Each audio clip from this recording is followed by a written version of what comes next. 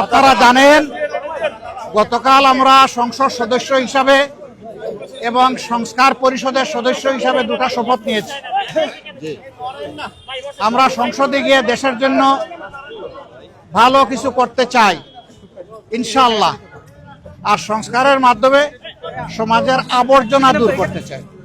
এই আবর্জনা রাস্তার ময়লা, ড্রেইনের ময়লা, ছড়ার ময়লা থেকে শুরু করে মানুষের মনের আবর্জনা আমরা দূর করতে চাই। মানসিক সংশোধনের জন্য আমাদের অভিযান। আজকে এই পরিচ্ছন্নতা অভিযানে আমার অংশগ্রহণ করার মানে হচ্ছে আমার প্রিয় এলাকাবাসীকে, দেশবাসীকে বার্তা দেওয়া যে আমরা একটা পরিচ্ছন্ন সমাজ গড়ব, যে সমাজে আমাদের পরিবেশও সুন্দর থাকবে, আমাদের মনটাও সুন্দর থাকবে। পরিবেশ যখন সুন্দর থাকে তখন তার ইতিবাচক প্রভাব মানুষের মনোজগতের উপরে পড়ে। এ মানুষগুলো ভালো হয়, সমাজের জন্য দরদি হয়, দায়িত্ববোধ সম্পন্ন হয়। আমরা সেই বার্তাটাই মূলত দিতে চাচ্ছি। আমাদের ছোট্ট একটা দেশ, আমরা সবাই যদি আন্তরিক হই তাহলে নিজ নিজ আঙ্গিনা আমরা পরিষ্কার রাখলেই দেশ পরিষ্কার হয়ে যাবে।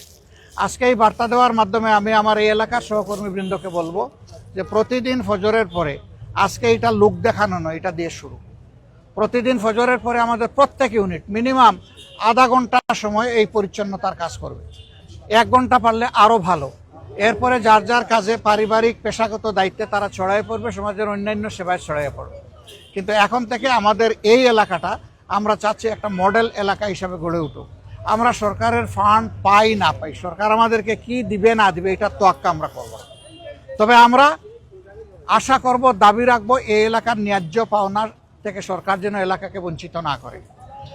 এই এলাকায় আমি শুধু ওয়াদা করি নাই, আমাদের সাথে আরও যত প্রতিদ্বন্দ্বী এখানে নির্বাচনে অংশগ্রহণ করেছেন সকলের ওয়াদা ছিল যে একটা ভালো মিরপুর কাফরুল আমরা গড়ব। এখন সবার সমবেত দায়িত্ব, আমি সকলের সহযোগিতা চাই।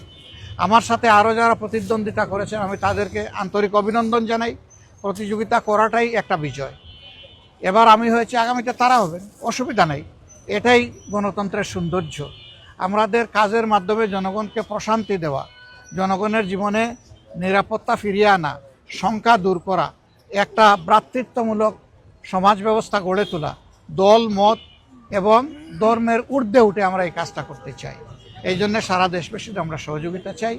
আমি শুধু মিরপুর না, আমার যত সহকর্মী সারা দেশে ছড়িয়ে আছেন তাদের কাছেও আমার একই বার্তা।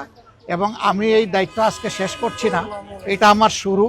আমি ঢাকায় থাকলে প্রতিদিন এখানে আসবো, প্রতিদিন রাস্তা ঝাড়ু দেবো ইনশাআল্লাহ।